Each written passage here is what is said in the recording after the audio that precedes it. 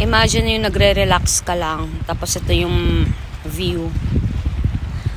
Habang nagre-relax ka, yan ang mga nakikita mo. Stingray, sharks, and fishes. Diba? Para kang natingin sa aquarium. Sobrang linaw ng dagat. Nakitang-kita mo yung mga nandyan sa baba. O, ang haba ng buntot ng stingray, no? Oo, page. Ang mga buntot niyan, daw eh. Takot daw ang mga aswang dyan. Takot ka dyan?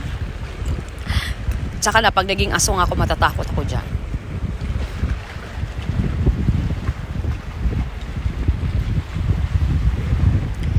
Ayan. Ang daming fish. Siguro may nagpakain dito kanina, babe. Kaya ang dami nila.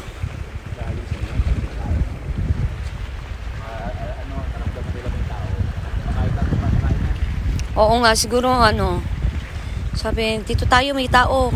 Baka magpapakain. Pero, sorry, walang pagkain.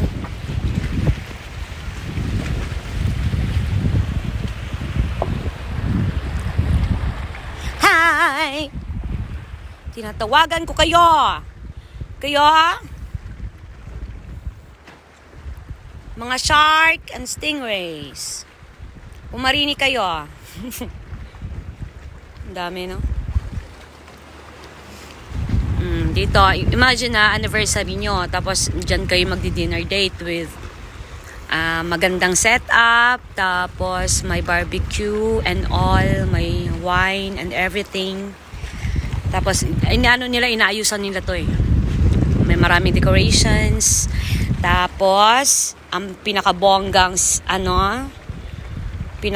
highlights is itong mga to. At ang mahal ng binabayaran ng mga guests ng hotel, ng resort guys, pagka ganun, pag nagpa-set up sila dito, ang mahal ng binabayaran nila. Dahil nga, ito nga yung pinakabonggang spot. Kasi talagang makakasama yung mga shark. O, tinan mo, laki ng hito. Laki ng hito. Yun namang isa, parang lamesang lapad, oh.